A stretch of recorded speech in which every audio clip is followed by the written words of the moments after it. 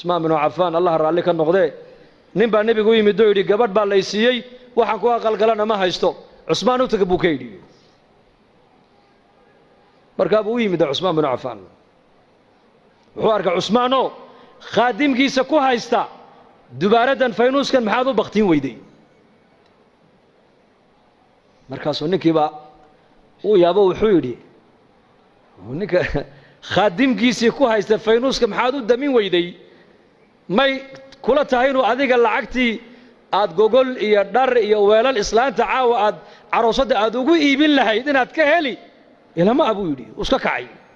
Usmaan baa ninkuu yareeray war kale xageed u socotaa wallaahi de waxaan u socday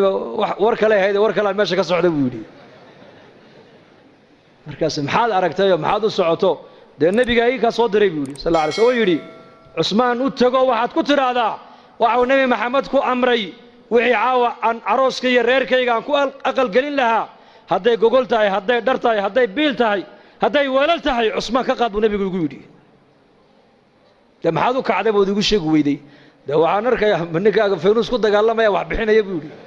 faynuus baad ku dagaalamaysaa ood ku haysataa khadimkaagiiya wuxuu dhegeysa buu ka yidhi faynuuska halkaa iska shidmaayey shaqo adduunye iyo shaqo aakhira midna laguma hayn laakiin tan adiga ku siinaayo waa tii halkii loogu talagalay ku baxday hoo qaada buu ka yidhi kiish lacag uu dhiibay israafka iska ilaalinayeen xoolahooga meeshay ilaahay ugu talagalay ku bixinayeen meesha ilaahay u diidayna xoolahooga ka ilaalinayeen inagana aroos baa lagu leeyahay $30,000 bay ku bixiyeen aroos $30,000 bugbac fanaaniin baa loo yeedhay fanaaniin maxaa ka dambeeya laba reerka bugbac iyo macsiyo lagu dhiso laba bilood ma gaaraan way kala duulaan ilaahay uu kala qaadaa markiiba laana marka hore macsiyo lagu dhisay diin iyo alla ka cabsi lagu ma dhisin israaf baa lagu dhisay baatil baa asaas looga dhigay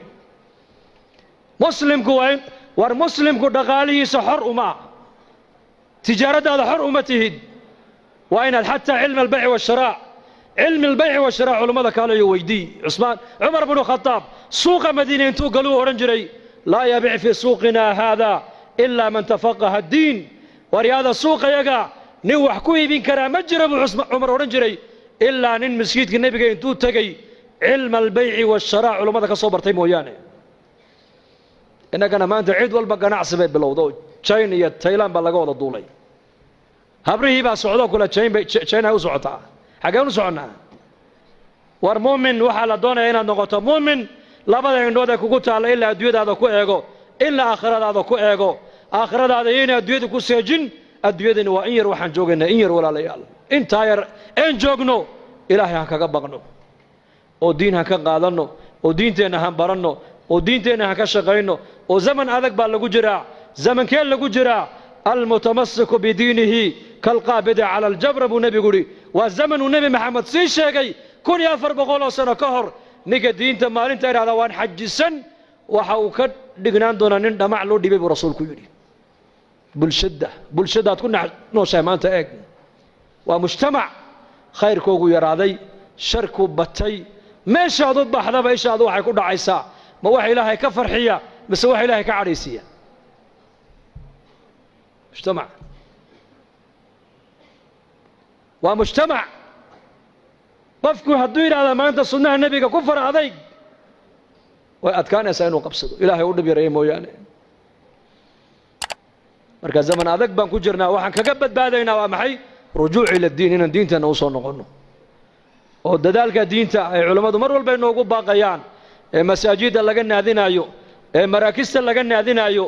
مدارس اللي قلنا هذين أيو اجتماعيات الله قبنا يا أمد الله كل لو فكر أيو وردذلك الدين هذا ما أنت عالم كالسعودة للرباع عامة إنه إن علماء أنت قرب جوكسته أن ملك اللي أود جسد إن شاء الله هذا تام قدونا ذلك الدين تا بس دقيستيال ونكسن ما نقولنا يا دقيستو ونكسن لو حكوا ونكسن دقيستوا من الدين ويان لكن وحال الله إن النقطة أديك الله قربا إن الدين تقيبت الله كقاضته وتكقاضن كرتا صحابة رسولكم